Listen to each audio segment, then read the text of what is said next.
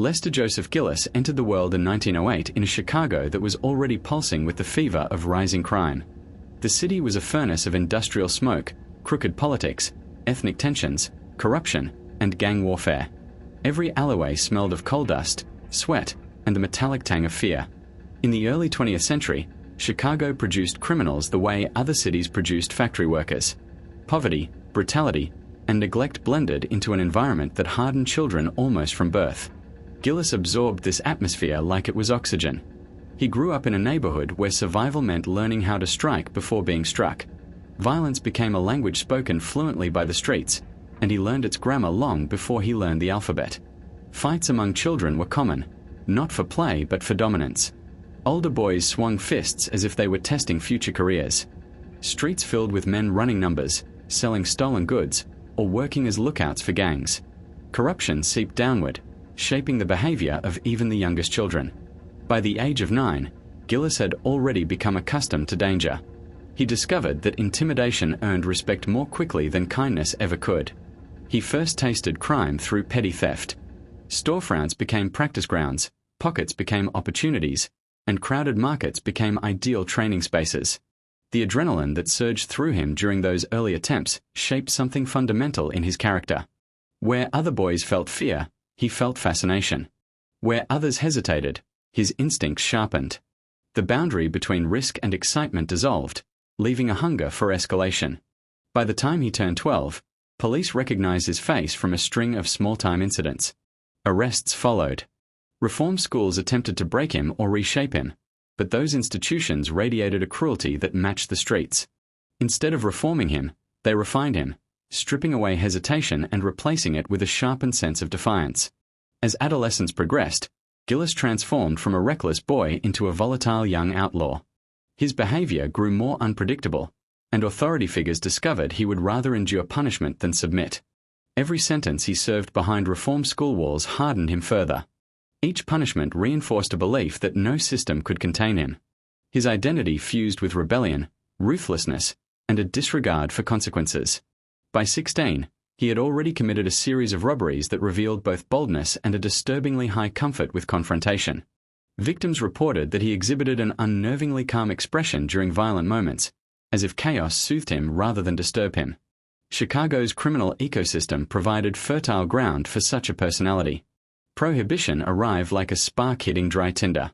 The city transformed almost overnight into a battleground of bootleggers, gang enforcers, bribed officials, and ambitious criminals trying to claw their way upward. In this environment, Gillis saw opportunity everywhere. Speakeasies operated behind unmarked doors, rum-running networks spread across neighborhoods, and bootlegging caravans required protection. Gangs offered money, status, and a level of belonging that conventional society had denied him. For someone like Gillis, the criminal world felt less like a choice and more like a natural habitat. His tendency toward violence attracted the attention of more seasoned criminals. They recognized in him a useful combination of fearlessness, aggression, and determination. He began running errands for gang elements, transporting contraband, assisting in robberies, and occasionally serving as muscle. Each job escalated the stakes. He witnessed brutality committed by older men and absorbed their methods with clinical interest. He saw how intimidation could silence resistance, how speed could prevent pursuit, and how ruthlessness could carve a place in a world crowded with predators. Chicago molded him into something sharp and dangerous. By the age of 20, Gillis had cultivated a reputation that far exceeded his youth. His face appeared deceptively boyish, earning him the nickname that would later become infamous: Baby Face Nilson. The contrast between his youthful appearance and his explosive violence unsettled both criminals and civilians. People describe him as unpredictable, hot-tempered, and dangerously impulsive. Stories circulated of robberies that spiraled into unnecessary chaos because Nilson pursued dominance rather than efficiency. He seemed unwilling to accept the idea of escaping without leaving behind a reminder of his presence. The underworld saw him as both an asset and a liability. During these years, he crossed paths with outlaws whose names would later echo through American criminal history. Some operated bootlegging routes, some specialized in burglary rings, and others built early networks for armored car heists. Nilson moved between these circles with the restless energy of a man searching for something more than money. He pursued adrenaline with a hunger that bordered on obsession. Around this time, He married Helen Warzenak, a young woman who became both companion and confidant, though Nelson's lifestyle pushed them into constant motion.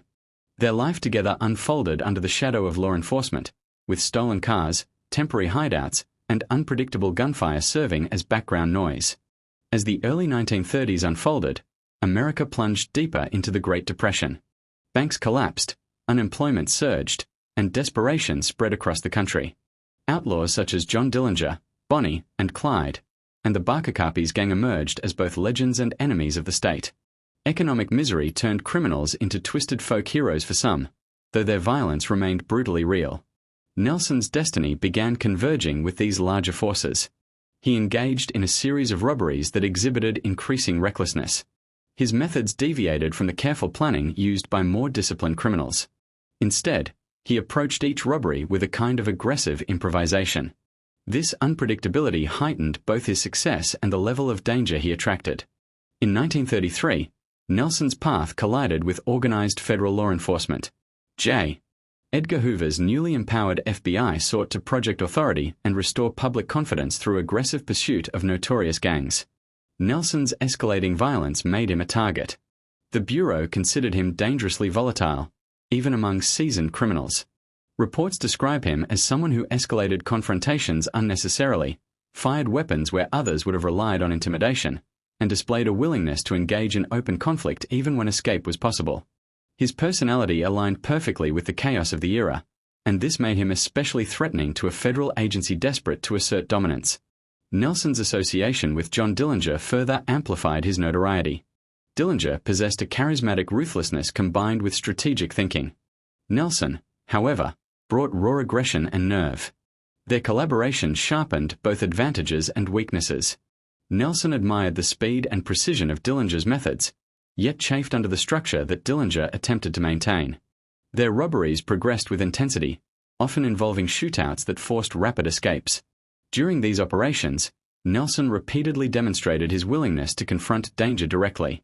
He sought the front line of every conflict, almost as if driven by an internal compulsion to prove something to himself or to the world. This period contained events that cemented Nelson's reputation as one of the most violent criminals of the era. Several robberies escalated when he reacted to resistance with immediate force. While Dillinger often preferred disabling threats rather than escalating them, Nelson frequently responded with unforgiving aggression. Word spread within the underworld that his presence increased the probability of bloodshed. Even among criminals, he was considered dangerously unpredictable. Yet this unpredictability also inspired a certain dark admiration. In an environment dominated by brutality, Nelson's ferocity set him apart. The infamous Little Bohemia Lodge incident in April 1934 became a turning point. Federal agents attempted a raid on Dillinger's group, but the operation unraveled into deadly chaos.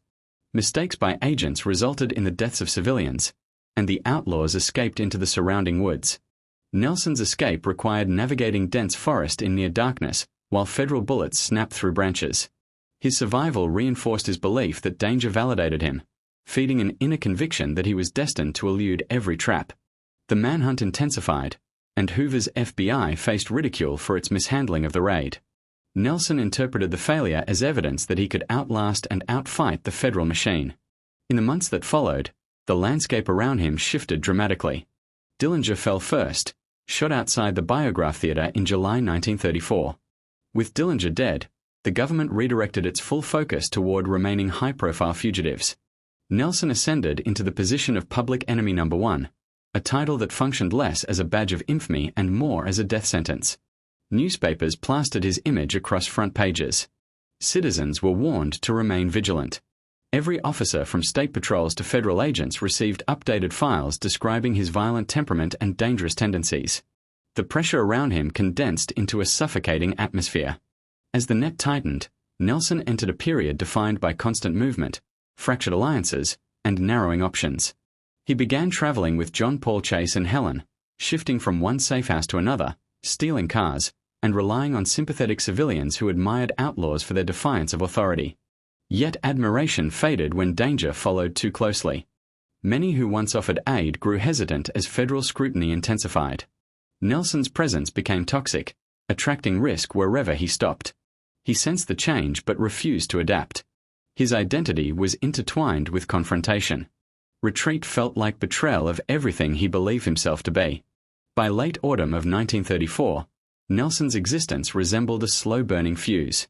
Every passing day shortened the line between him and the inevitable confrontation that hovered over him like a storm cloud. He drove stolen vehicles down rural roads, aware that any approaching car might contain federal agents. He slept in barns, abandoned homes, cheap motels, or the backseat of whatever car he had most recently stolen. His temper flared at the smallest frustrations, as if the mounting pressure inside him needed constant release. Witness reports from this period describe a man operating at the edge of control. Nelson's actions grew increasingly destructive. He took unnecessary risks during robberies, extended confrontations, and seemed almost energized by danger. Observers noted an intensity in his expression, a kind of hard, focused violence that signaled readiness for conflict at all times. His reputation hardened into something mythic. He was no longer seen merely as a criminal but as an embodiment of the violent chaos gripping the nation. The final months of Nelson's life marked a transition from ambitious outlaw to hunted predator. Law enforcement expanded its efforts with unprecedented coordination. Checkpoints spread across highways. Informants proliferated.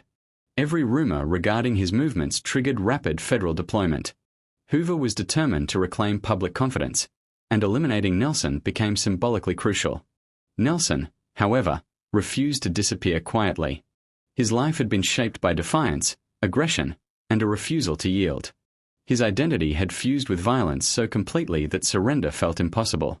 Each mile traveled, each stolen car, each furtive stop for food or shelter reinforced the sense that he was approaching an endpoint forged not by fate but by the accumulated consequences of every violent act he had ever committed. And as November approached, the tension between Nelson and the federal forces pursuing him tightened into an inevitable collision.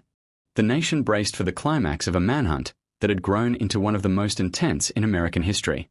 Nelson's legend sharpened in these final days, defined by fire, speed, and an unbreakable instinct for confrontation. The winter wind that dragged itself across the Midwest carried the weight of a country that had already begun to fracture. The Great Depression had not merely damaged the economy, it had hollowed out the moral center of thousands of towns, leaving behind empty storefronts, shuttered banks, suspicious neighbors, and a new, desperate hunger that spread faster than any contagion. In that collapsing world, Lester Gillis expanded his reach, shifting from reckless neighborhood criminal to a figure whose name began to bleed into national territory. Nothing about his transformation followed a clean trajectory. His rise built itself on speed, ferocity, and the type of unpredictable brutality that even other criminals hesitated to approach. By the early 1930s, every law enforcement bulletin that mentioned Lester Gillis included words meant to warn any officer who crossed his path. Some described him as impulsive, others called him an uncontrollable threat. None of them captured the full truth. His unpredictability was not weakness but strategy. The absence of patterns made him harder to trace. His insistence on escalation made him impossible to contain. Where others hid, plotted, or calculated, Lester relied on raw forward motion. That ceaseless momentum hardened into something characteristic, something that would soon define him as one of the most dangerous men of the era. Lester's notoriety began expanding after a chain of robberies that carried his fingerprints even when his presence was unconfirmed. His approach was always similar. Relentless pressure, fast execution, and a willingness to take risks that analysts later considered almost suicidal. While other criminals sought to minimize conflict, he embraced the chaotic energy of confrontation. He believed every second of hesitation created opportunity for capture, and he eliminated hesitation entirely. His crews often struggled to keep up with him, both physically and mentally. Many realized too late that the danger came not only from the law or from rival gangs but from the man leading them. Word spread across state lines that the compact, youthful-looking outlaw operated at a different frequency than anyone else. In photographs released internally by federal agents, his features appeared boyish enough to mislead the untrained eye. That deceptive softness inspired the nickname that would one day overshadow his real identity: Baby Face Nelson. Federal officers used it mockingly at first, imagining it undermined him, but soon realized it helped him far more than it hurt. People underestimated him instantly, and underestimation was his favorite battlefield advantage. As the criminal ecosystem evolved, Chicago became a pressure cooker. Organized crime factions shifted constantly, forming and breaking alliances through violence and fear. During this period, Lester hovered at the fringes of major syndicates, never fully committing to any group. This distance protected him. Alliances offered safety but also demanded obedience, something he never tolerated. He respected only efficiency, not hierarchy. As a result, he drifted across territories, sometimes cooperating with syndicates, sometimes exploiting them, always remaining independent. That independence made him both a threat and an asset, dangerous to approach, but valuable when he chose to appear. Despite his instability, there was method to his madness. He watched criminal operations with the obsessive precision of a strategist. He learned which banks held reserves even during economic collapse, which armored trucks used predictable routes, which officers were ambitious enough to pursue him, and which lacked the nerve. He analyzed behavior patterns and weaknesses, turning information into power. Although he avoided formal alliances, he maintained a loose network of informants and associates who knew never to cross him. He rewarded loyalty with protection and punished betrayal with unforgiving speed. Police departments across the Midwest struggled to keep up with his movements. Reports surfaced regularly about a compact gunman involved in robberies, car thefts, and violent pursuits. Many officers attempted to intercept him, but few succeeded. Those who survived encounters with him recounted the same impression. An overwhelming intensity radiating from a man who treated every confrontation as the last he would ever fight. He operated as if any restraint meant death, and that sense of imminent danger made him almost unstoppable. In 1933, the law enforcement landscape changed with the rising authority of J. Edgar Hoover's FBI. The newly empowered bureau aimed to eliminate high-profile criminals who had used jurisdictional confusion to stay ahead of capture. Hoover understood the symbolic weight of crushing outlaws who had embarrassed law enforcement for years. Among those targets, Dillinger, Floyd, Carpes, Lester Gillis remained the most volatile. Agents recognized that his combination of youth, aggression, and unpredictability created a threat unlike any other. Even among notorious criminals, he carried a reputation for escalation. Where others fled, he advanced. Where others surrendered, he attacked. That inversion of expected behavior made him uniquely dangerous.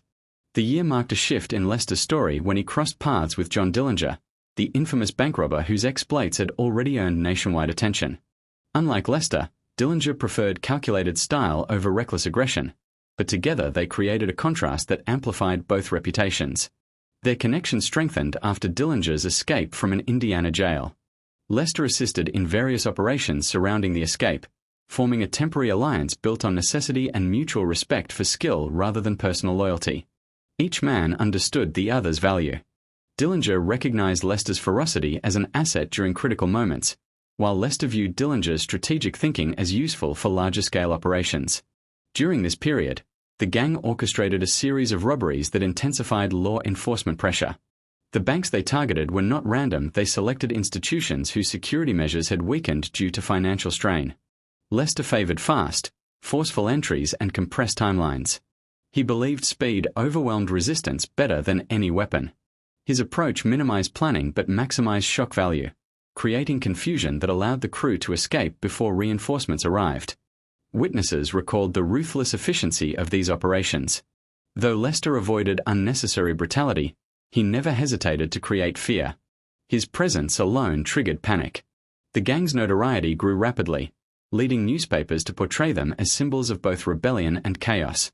Some Americans, struggling under the weight of economic despair, viewed criminals like Dillinger and Nilson as anti-authority figures, embodiments of resistance against institutions that had failed the common people. But those romanticized perceptions rarely matched the reality of danger the outlaws posed. Lester, in particular, rejected the idea of being seen as a hero.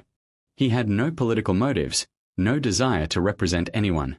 His actions stemmed from personal compulsion rather than ideology. He stole because he wanted to. He fought because he felt alive doing it.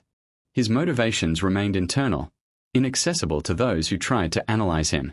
Even within the gang, tensions simmered. Dillinger often attempted to rein in Lester's impulses to maintain control over operations, but Lester resisted any attempts to restrain him. The outlaw world tolerated autonomy but not volatility. Many of Dillinger's associates viewed Lester as unpredictable, acknowledging his usefulness while fearing his presence. Lester sensed their unease but never concerned himself with acceptance.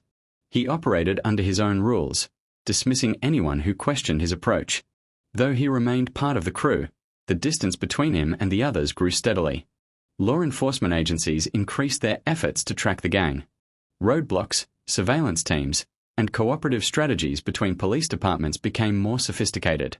The FBI adopted aggressive tactics, recognizing that traditional containment would not work against criminals with such mobility and firepower. Agents trained specifically to intercept the gang, studying maps, analyzing escape patterns, and preparing for confrontations. They understood that encounters with Lester required immediate force and zero hesitation. Allowing him a moment of advantage could result in catastrophic consequences. In the spring of 1934, the gang sought temporary refuge, leading them to a small resort in Wisconsin. The location, known as Little Bohemia, was intended as a hideout where they could rest, plan future moves, and escape the relentless pressure of the law. The secluded lodge offered forests, long roads, and a quiet environment that appeared ideal for disappearing from federal pursuit. But despite their hopes, the hideout became the site of one of the most infamous failed FBI operations of the era. Federal investigators discovered the gang's location and launched an assault on the lodge. Their approach lacked coordination, leading to misjudged targets and chaotic gunfire. The incident immediately devolved into disorder, with agents firing on unintended vehicles and civilians caught in the crossfire. The gang responded with defensive force, and the lodge turned into a battleground. The confrontation escalated rapidly, and Lester's presence intensified the confrontation. Amid the chaos, he moved with focused aggression, identifying escape routes while returning fire to delay advancing agents. The situation exposed flaws in the Bureau's tactics and solidified the gang's reputation for survival under overwhelming pressure. While Dillinger and others managed to escape into the surrounding forest, the events at Little Bohemia left the gang fractured and exhausted. The failed raid fueled national outrage, prompting Hoover to increase the urgency of his campaign. The FBI used posters featuring babyface Nelson's photographs circulated across the country, marking him as a public menace. His boyish features, once a source of deception, now became a symbol associated with lethal danger. As Lester continued fleeing through rural areas and backroads, he embraced a nomadic lifestyle defined by constant relocation. He stole vehicles with mechanical precision, modifying them when necessary, replacing tires, switching plates, and evaluating engines for reliability during high-speed runs. Cars became his lifelines, moving fortresses that offered freedom and temporary refuge. The open road became both battlefield and sanctuary. During this period, he developed a pattern of intermittent partnership with smaller-time criminals who drifted into his orbit. These individuals often underestimated the danger of aligning with him. They imagined proximity to fame carried a kind of protective status. Instead, they found themselves drawn into circumstances beyond their control. Lester tolerated their presence only when necessary and dismissed them the moment they became liabilities. No one lasted long at his side. His world moved too fast, and his expectations were too demanding. Those who could not match his pace were discarded without hesitation. Meanwhile, the FBI remained several steps behind him, but never gave up pursuit. The Bureau tracked abandoned vehicles he left behind, gathered witness testimonies, traced supply routes he used, and attempted to identify patterns in his movements. But patterns rarely existed. He changed direction constantly, doubling back across state lines, sleeping in rural barns or abandoned buildings, blending into towns long enough to steal supplies, then vanishing again before anyone noticed. His survival depended on staying unpredictable. By mid-1934, Lester's life had evolved into a cycle defined by evasion, confrontation, and relentless momentum. The outside world shrank into a haze of roadways, safe houses, threats, informants, and law enforcement units. His sense of identity hardened. He no longer saw himself as a boy from Chicago or even as a criminal operating in familiar territory. He saw himself as a force of movement, a storm that existed outside society's boundaries. He believed the only future available to him was one forged through defiance. The criminal world recognized this transformation. Some admired him. Some feared him. Many avoided him entirely. He had become an anomaly, too dangerous for alliances, too volatile for partnerships, too recognizable for anonymity. The boyish face that inspired his nickname now appeared on wanted posters in every major city. Banks prepared for the possibility of his intrusion. Police officers trained specifically for encounters with him. The nation whispered his name with equal parts fascination and dread. Despite the pressure closing in around him, Lester refused to slow down. Each pursuit, each narrow escape, reinforced his belief that he could outrun anything, law, fate, or death. That belief sharpened into a reckless confidence that would eventually lead him into the final, explosive chapter of his life. But for the moment, he continued moving through the heart of a fractured America, carving his legend into the shadows of highways, backroads, and small towns that would remember him long after he had passed through. Babyface Nilson had transformed from a petty delinquent into a national menace. His rise had been fueled not by planning or discipline, but by relentless motion and an unwavering refusal to yield. The country had begun to realize that capturing him would require more than standard tactics. It would demand a confrontation as intense and unyielding as the outlaw himself. And with each passing mile, he edged closer to the inevitable collision between his ferocious will and the full force of a nation determined to stop him. The summer of 1934 pressed itself across the Midwest with oppressive heat that seemed to rise from the ground like steam from a cauldron. Dust settled on abandoned fields, and long stretches of highway shimmered beneath relentless sunlight. Farmers struggled, banks collapsed, and entire counties fought to survive economic desolation. In that heavy, suffocating world, Lester Gillis continued moving with the same furious velocity that had carried him through every chapter of his life. He had escaped Little Bohemia, but the escape had stripped away any illusion of safety. The assault had proven that the FBI's reach now extended farther and hit harder than ever before. If he slowed down even momentarily, he risked being swallowed by the machinery of a government intent on reclaiming control through force. After the chaos at the lodge, Lester drifted across the Midwest with a mix of desperation and adrenaline fueling his every choice.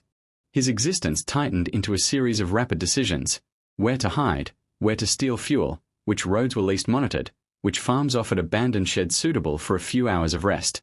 He avoided cities when possible, slipping instead through small towns where anonymity came easily and suspicion took longer to form.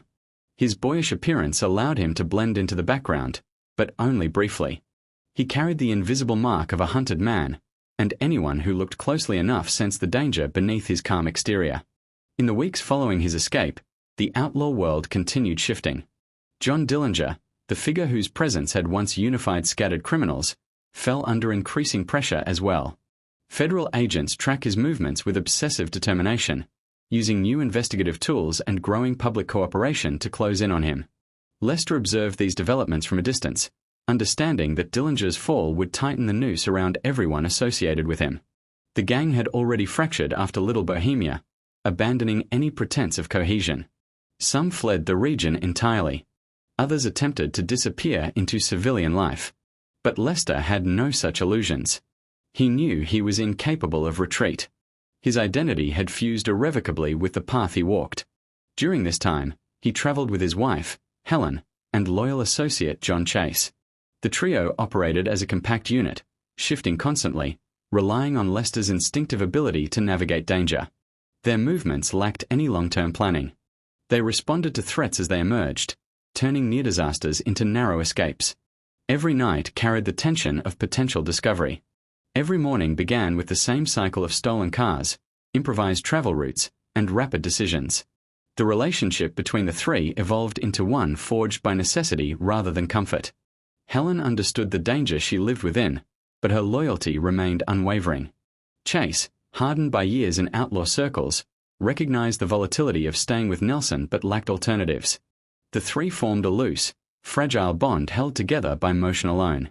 In July 1934, the national manhunt intensified when Dillinger was shot and killed outside the Biograph Theater in Chicago.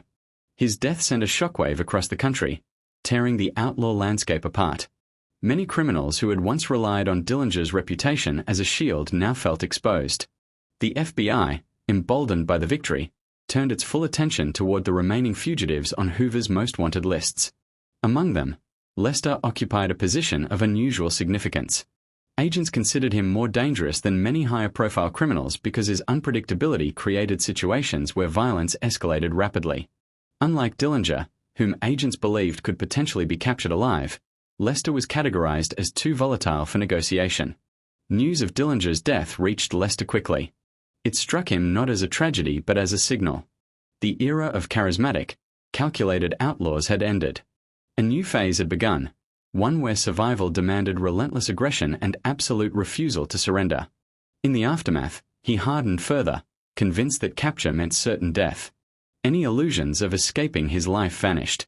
From that point on, he accepted a truth that shaped his final months. The only possible end for him was a violent collision with the forces pursuing him. By late summer, Lester and his companions traveled through the Dakotas, Minnesota, and Iowa, alternating between rural hideouts and brief stints in towns where they could secure supplies. They stole cars with mechanical precision, often selecting the fastest models available. Lester favored Fords and Packards for their durability and speed. He evaluated engines instinctively, choosing vehicles capable of outrunning police convoys. He kept them for as long as they remained reliable, then abandoned them without hesitation. His notoriety grew with each stolen car and each witness report. Newspapers sensationalized his actions, exaggerating his violence and framing him as a symbol of criminal chaos. Headlines portrayed him as a ruthless killer, though in reality his violence stemmed from desperation, reflex, and an unwavering determination not to be caught. This distinction mattered little to the public. Fear overshadowed nuance. Parents warned children about the baby-faced outlaw who looked like a boy but carried the wrath of a cornered animal. The myth of baby-face Nilson grew faster than the facts behind it. Lester understood the power of that myth and used it to his advantage. People hesitated when faced with a figure they believed capable of anything. That hesitation created precious seconds in confrontations, allowing him to escape situations that would have trapped more cautious criminals. Yet the myth also carried a cost. As his public image darkened, informants became more motivated to report sightings. Farmers grew suspicious of unfamiliar cars. Gas station attendants memorized faces. Even the most rural corners of the Midwest could no longer guarantee safety. Throughout late summer and early fall, Lester's confrontations with law enforcement increased in frequency. Most were brief, high-speed chases that ended when he outmaneuvered slower vehicles or abandoned his car and vanished into woods or fields. But each encounter escalated tensions. The FBI recognized that they were pursuing someone who responded to pressure with explosive force, and every failed attempt to apprehend him only strengthened their resolve. They assigned agents with experience in high-risk arrests, trained them in coordinated pursuit tactics, and emphasized readiness for lethal engagement. As the months passed, Lester's exhaustion grew, though he refused to slow down. Sleep came in brief, fractured segments, often in cars or abandoned shacks. He kept watch constantly, scanning every road, every intersection, every house for signs of danger. His instincts sharpened to an almost feral degree. Helen and Chase observed the transformation silently, understanding that any attempt to influence his decisions would be futile. His world had narrowed to one purpose: survival through defiance. In October, the trio traveled through Wisconsin again, moving along remote roads where traffic was minimal. Autumn transformed the landscape. Trees shed color across winding highways, and long fields turned brown beneath fading sunlight. The change in season brought temporary cover hunters, travelers, and seasonal workers created enough movement to conceal the presence of outsiders. Lester exploited this anonymity, slipping through towns with the ease of a predator moving through tall grass. Despite their continuous movement, resources dwindled. Money grew scarce. Safe houses disappeared. The network of contacts that had once been available dissolved as fear of federal retaliation increased. Many former associates avoided helping outlaws, unwilling to risk the consequences. The isolation tightened around Lester like a vice, but rather than weakening him, it intensified his resolve. He believed that those who withdrew were simply revealing their true nature. He preferred relying on himself anyway. The instability culminated in a series of robberies intended not for profit but for survival. These operations lacked the planning of earlier years and carried heightened risk. Lester understood this but refused to yield. Each robbery served as fuel, gasoline for their stolen cars, money for supplies, leverage for continued motion. They targeted small institutions, avoiding heavily fortified banks, focusing instead on locations where intimidation alone could secure quick gains without extended confrontation. The tension of perpetual evasion carved deep grooves into Lester's psyche. His worldview shifted further. He saw law enforcement not as individual officers but as a single, relentless force determined to erase him. He believed every attempted capture, every patrolling car, every suspicious look represented the same collective threat. This mindset made him more dangerous. It removed any remaining restraint. He responded to perceived threats with immediate aggression, pushing situations into violent territory where he felt most in control. By mid-autumn, His name topped national wanted lists. The FBI no longer viewed him as a criminal to apprehend but as a menace to eliminate. Agents understood that capturing him alive would require a miracle. They prepared for confrontation, not negotiation. Hoover himself paid close attention to reports involving Nilson, urging agents to prioritize his capture with heightened urgency. The Bureau sought redemption after the failures at Little Bohemia, and Lester represented both a stain on their record and an opportunity to reclaim authority. As the weather grew colder, the trio drifted south toward Illinois. Their movements became increasingly erratic. They frequently doubled back, changed routes, or abandoned plans at the last moment. Suspicion followed them everywhere, and unidentified cars on distant roads triggered immediate reaction. Lester's instinct for danger heightened to near paranoid intensity. He trusted nothing except the clarity that came during high-speed escapes, when the roar of an engine drowned out everything else. In late November, fate began closing its circle. A series of events unfolded with the inevitability of a storm building far off the horizon. On November 27, 1934, Lester, Helen, and Chase arrived near Barrington, Illinois. They had spent the previous night seeking shelter and attempting to secure another vehicle suitable for fast travel. The region's quiet roads appeared safe enough, though Lester sensed a restless tension in the air. Animals on distant farms moved strangely. The sky hung low with thick clouds. The world felt heavy, as if waiting. That morning, they continued traveling through the area, heading toward a location where they hoped to meet a contact capable of providing temporary refuge. But unknown to them, FBI agents were already nearby, having tracked patterns of abandoned cars that pointed toward Lester's probable movement. Special Agent Cowley and Agent Hollis patrolled the area, ready for confrontation though unaware of how soon it would arrive. The encounter that followed did not arise through planning or ambush. It emerged through coincidence, the type of coincidence that alters history. Lester spotted the agent's car first, recognizing the government plates and the behavior of experienced officers assessing traffic. In that split-second realization, every instinct he possessed surged to life. He understood immediately that retreat was impossible. The road behind him offered no safety. The agent's approach signaled a confrontation that would determine everything. He prepared with the same ferocity that had fueled every escape, but this time the landscape felt different. There was no room to vanish into woods, no alternate route to exploit. Fate had maneuvered him into a position where running would only prolong the inevitable. The storm that had followed him across states had finally caught up. The confrontation that unfolded would become one of the most violent exchanges in FBI history, a collision of forces driven by determination on both sides. For the agents, Nilson represented a symbol of lawlessness, a target whose fall would restore order.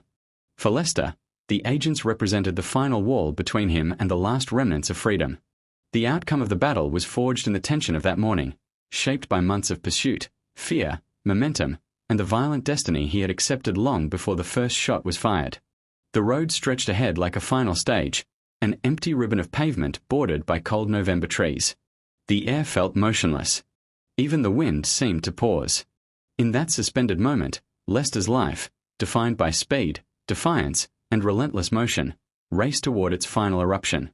The fire that awaited him on the Barrington battlefield would carve his name into the violent mythology of the American outlaw world, sealing his legacy with the brutal inevitability of a story that could never end any other way. By the winter of 1934, the storm that had gathered around babyface Nilson reached its final pitch. The man who once moved through the Midwest like a living fracture in the law now carried the weight of a collapsing era on his shoulders. His face, still deceptively youthful, no longer held any trace of innocence. It had hardened into something relentless, a mask shaped by years of flight, gun smoke, and the certainty that there was no path left except forward into the inevitable. The federal dragnet tightened with unbroken persistence. Nilson, already notorious for his explosive violence during the Battle of Barrington, moved like a hunted animal, quick, desperate, but never yielding. His reputation had transformed into a curse. Every town he passed through burned his image into memory. Every road he traveled felt narrower. Every day he lived felt stolen. His body carried reminders of the bullets that had torn through him during the shootout with federal agents. Wounds reopened under strain. Fever rose and fell. Yet he refused to slow. Pain became an unwanted companion but also a measure of how much of him was still capable of resisting. He believed, almost with fanatic resolve, that surrender would be a betrayal of the identity he had carved. The outlaw life allowed no retreat. His legacy would either be erased in flames or etched in blood. He drifted between safe houses, each more temporary than the last, relying on criminal networks that were fraying under pressure from federal raids. The world he had known, the world of bootleggers, bank robbers, and quick money desperados, was dying. The glamour people imagined was absent, only exhaustion remained. Even those who once admired him whispered that he had become too unpredictable, too violent, a liability. The underworld respected boldness, but it did not tolerate doomed men. Nilson faced the truth. He was becoming a relic in real time. But he would not soften. His nature burned too hot for that. Cold November winds swept across the Midwest, sharpening every shadow and filling them with threat. Nelson's paranoia grew more acute. He stayed constantly armed, sleeping lightly, ears attuned to every creak of wood, every tire on dirt. His instincts were raw and sharpened. He moved with an animal tension that warned others not to come too near. Even in the quietest moments, he imagined the pursuit tightening behind him. He took refuge briefly in rural cabins, where the silence felt different from a city, thicker, heavier, as if even the trees watched him. He could sense his life narrowing to a single point. Newspapers printed distorted legends, but he knew the truth. The federal government wanted an ending, not a capture. His fate was decided long before he could influence it. Despite his declining strength, Nilson forced himself onward. He attempted one last effort to reclaim a sense of control, traveling under night skies and winter clouds. Fields stretched endlessly, barren and unforgiving, while distant farmhouses glowed faintly like reminders of a life he was never meant to touch. He had walked too far into violence to return. The final confrontation came as both a culmination and a collapse, an event shaped by inevitability rather than choice. Nilson, battered and weakened, crossed paths with federal agents who had pursued him with unwavering purpose. The shootout erupted with brutal force, the last chapter written in gunfire. Nilson fought with the same ferocity that had defined his life, firing even as wounds tore into him. He refused to yield, maintaining a furious momentum that stunned even those who witnessed it. It was not bravery in any noble sense. It was compulsion, defiance, and the refusal to be diminished. He believed in finishing on his terms, even if those terms were jagged and destructive. The air filled with smoke and winter dust, the ground scorched by the violent exchange. Nelson's strength finally faltered. His movement slowed. His breath turned ragged. The injuries inflicted upon him were catastrophic, draining the last remnants of his force.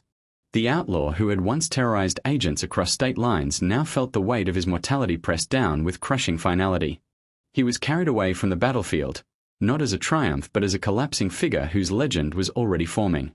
The drive that followed stretched through fields and empty roads.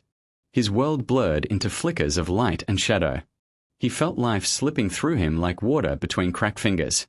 The sounds outside grew distant, muffled by the pain radiating through his body.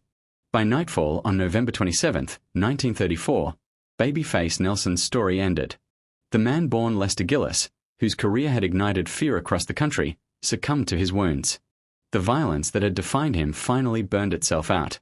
News of his death spread quickly, cloaked in sensational headlines and embellished details. Photographs of his body circulated as proof that the relentless chase had reached its conclusion. For the public, his end became another dramatic closing to the age of outlaws. Yet beneath the spectacle lay a stark truth. Nelson's life was a collision of opportunity, desperation, and a temperament forged too fiercely for restraint. In the months that followed, the era of roadside bandits and high-speed pursuits faded into history. Federal law enforcement tightened its methods, and the world moved forward, leaving behind the fractured stories of men who had lived fast and violently. Nelson's legacy remained, not as a romantic legend, but as a reminder of the extreme paths carved by those who could not, or would not, bend to the world's expectations. His violence had not brought victory. His defiance had not brought freedom. But his intensity, equal parts destruction and determination, etched him into American criminal history with a permanence he did not live long enough to witness.